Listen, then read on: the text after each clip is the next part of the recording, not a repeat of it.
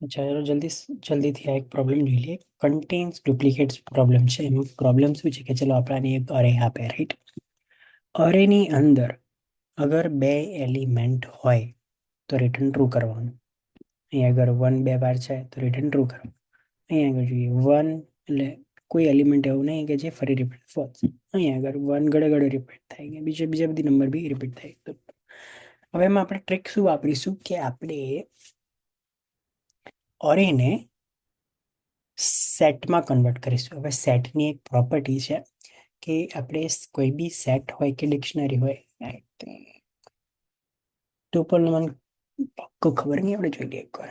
પણ સેટનું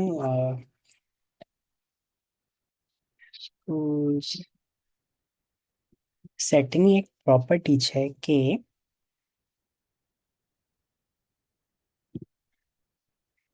હશે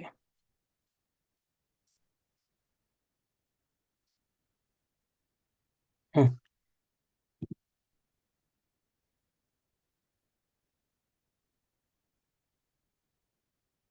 દે અલાઉ duplicates, but સેટની એક પ્રોપર્ટી છે કે એમાં છે ને ડુપ્લિકેટ એલિમેન્ટ ના હોય. તો આપણે કરીશું શું કે આપણે લૂપમાં આપણે અરેમાં લૂપ ફેરવીશું, બરાબર? અને દરેક એલિમેન્ટ આપણે એક નવો સેટ બનાવીને સેટમાં નાખીશું. અગર એ એલિમેન્ટ જેમ કે સ્ટાર્ટ કરીએ વન, સેટમાં છે ના તો નાખો. ટુ સેટમાં છે ના તો નાખો. થ્રી સેટમાં છે નથી તો નાખો. વન સેટમાં હોય કારણ કે ઓલરેડી નાખ્યો છે તો રિટર્ન ફોલ્સ કરી દો, આઈ મીન રિટર્ન ટ્રુ કરી દો કારણ કે એલિમેન્ટ છે. અગર ના હોય, વનની જગ્યાએ ફોર હોય તો આપણે કરીને એટલે અંદર નાખી દેત અને પછી આપણે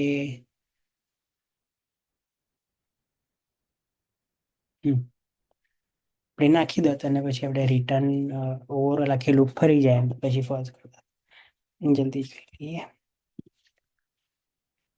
okay,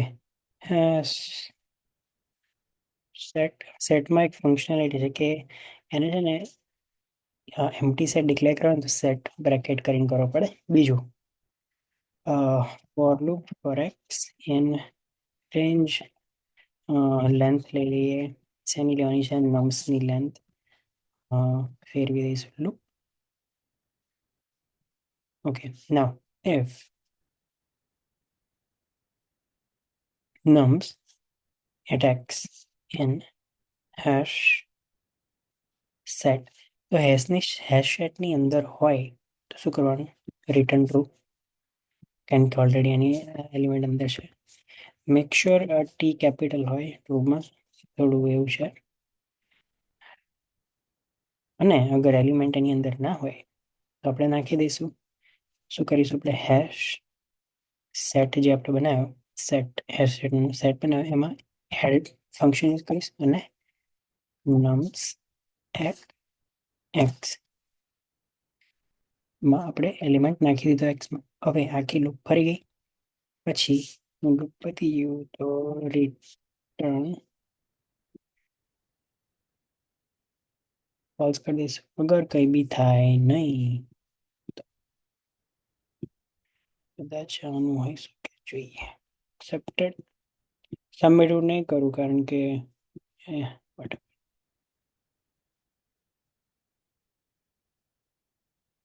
it's decent. I'm fine with that. Anyway, બસ આટલું જ લિટરલી.